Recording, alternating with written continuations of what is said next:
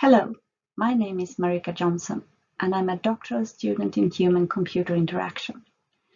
And just to tell you what I look like, I'm a middle-aged woman with my hair in a ponytail. I have a headset on me, and the presentation I'm showing has the logo of KDH, where I'm a doctoral student, and the picture says, "I have to tell you." Because that is what I'm going to talk to you about. Do we really need to tell people if we have a disability? And maybe a lot of you have heard that Elon Musk told the world that he has Asperger. And I think that is amazing, that you can choose to tell if you want to.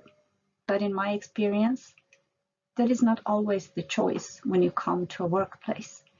So I have a few suggestions on how we can all contribute to a workplace that is more accessible, so people don't have to tell if they have a disability or not.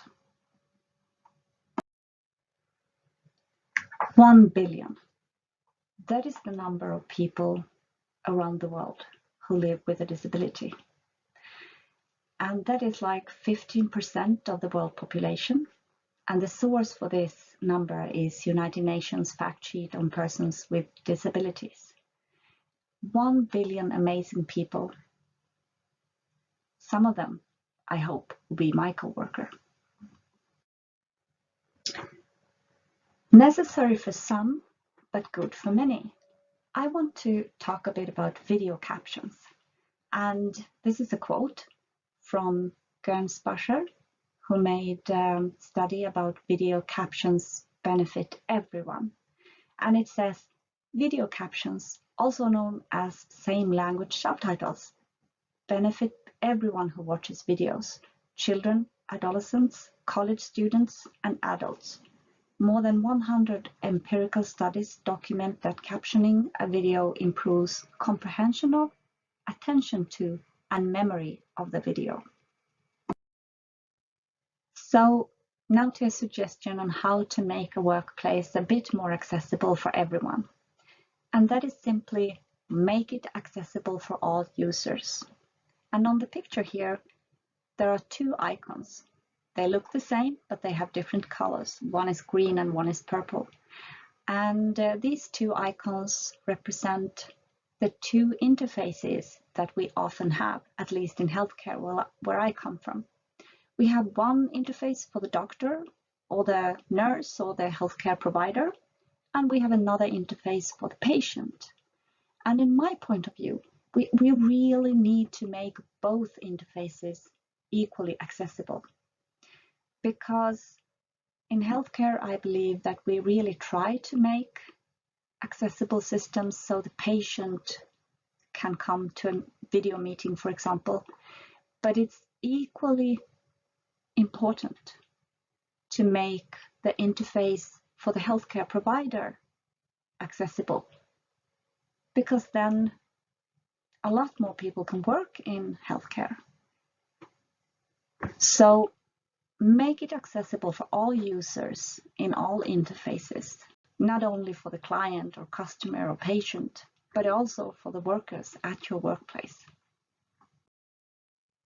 Another way of making a workplace accessible digitally is to actually spread the knowledge and to help each other, because there is still a lot of people who don't know how to provide digitally accessible documents, for example, but many of the systems we use have features in them, so you can check the accessibility. But if you don't know how to do it, and if you don't know that you're supposed to do it, then it's kind of hard to actually manage to do it.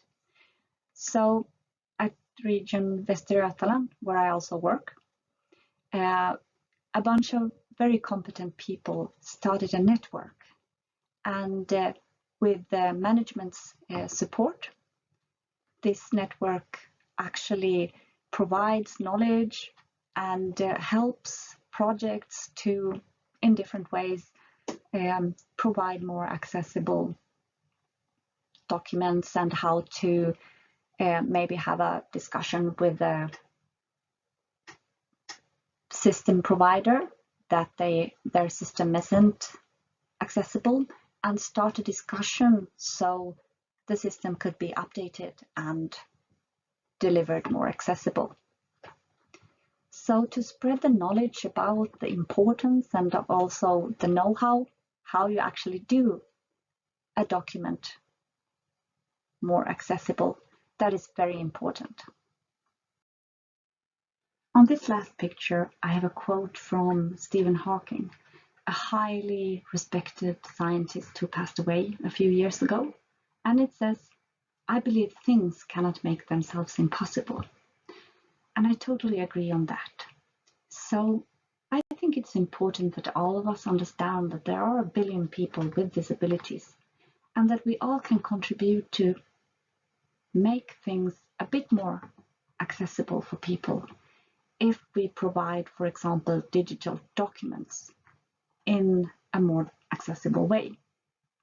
And I'm very happy when I read clear guidance from management, like at the university, who states that it is not okay to just provide material for students digitally accessible in a few ways, because there might be students that didn't tell that they have a disability, and they don't have to tell.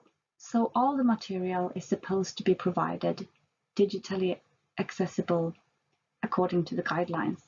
And that is a very good way for management, I think, to foster a culture of a more diverse workplace. Thank you for listening, and have a very good day.